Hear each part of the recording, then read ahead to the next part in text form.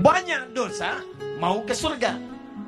Dulu Nabi Adam nyicipin buah khuldi, dikit aja nyicipinnya, salah, keluar dari surga. Antum ngaku banyak dosa, pengen ke surga, pengen masuk.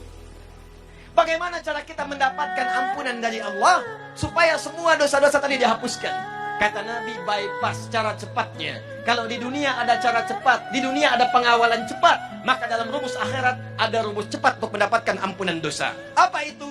Dapatkan rahmat Allah Subhanahu wa ta'ala. Dan ternyata di antara rahmat Allah itu diturunkan di majlis-majlis ilmu. Diturunkan di majlis ilmu.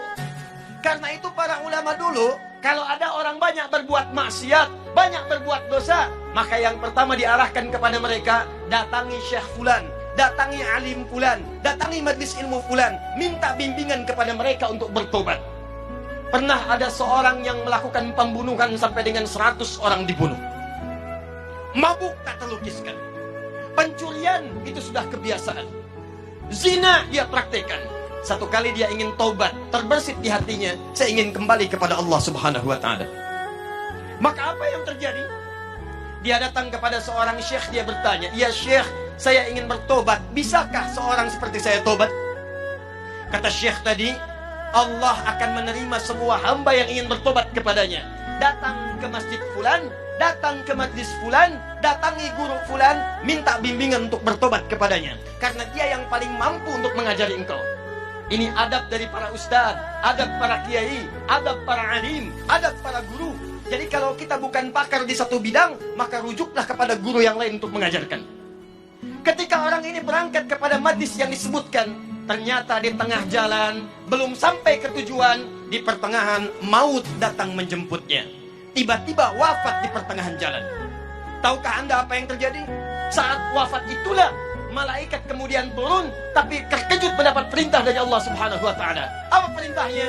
Saya ampuni dosanya, saya jamin surganya. Saya telah siapkan surga untuknya. Maka bawa dia, siapkan dengan kenikmatan-kenikmatan kubur yang telah disiapkan. Kenapa orang ini tiba-tiba mendapatkan nikmat Allah? Kata para ulama, ternyata orang ini saat ingin menuju majlis ilmu mendapatkan rahmat Allah Subhanahu wa ta'ala. Dibimbing di jalannya, setiap langkahnya dia istighfar. Astagfirullah, astagfirullah, astagfirullah. Baru berangkat menuju majlis ilmu, rahmat Allah turun kepadanya. Di tengah jalan dia istighfar. Istighfar mengampuni dosa-dosanya. Langkahnya punya pahala datang ke majlis ilmu. Maka disitulah kemudian Nabi bersabda. Buka hadis riwayat Ibnu Majah. Nomor hadis 233. Yang meriwayatkan sahabat namanya Abu Darda. Abu Darda itu Pak dulunya pengusaha. Dulunya agamanya Kristen, pindah masuk Islam. Begitu masuk Islam, beliau membuka usahanya yang mendekatkan dirinya dengan Allah. Cara usahanya, bikin dagangan di dekat masjid. Dekat masjid, apa tujuannya? Supaya lebih dekat dengan Allah. Kalau tiba waktu sholat, tinggalkan dagangan, saya bisa sholat dulu. Kalau rizki nggak usah dipikirkan, Allah sudah atur. Setiap orang mau ke masjid, ada yang mampir beli makanannya, ada yang mampir beli dagangannya. Sampai kemudian ditiru oleh para sahabat-sahabat yang lainnya. Sampai sekarang kalau Anda haji atau umrah, Anda dapatkan dekat Masjid Nabawi ada orang-orang jualan di sekitarannya. Itu yang pertama kali jualan, namanya Abu Darda. Meriwayatkan hadis dari Nabi, apa bunyinya? Kata Nabi, perhatikan kalimatnya.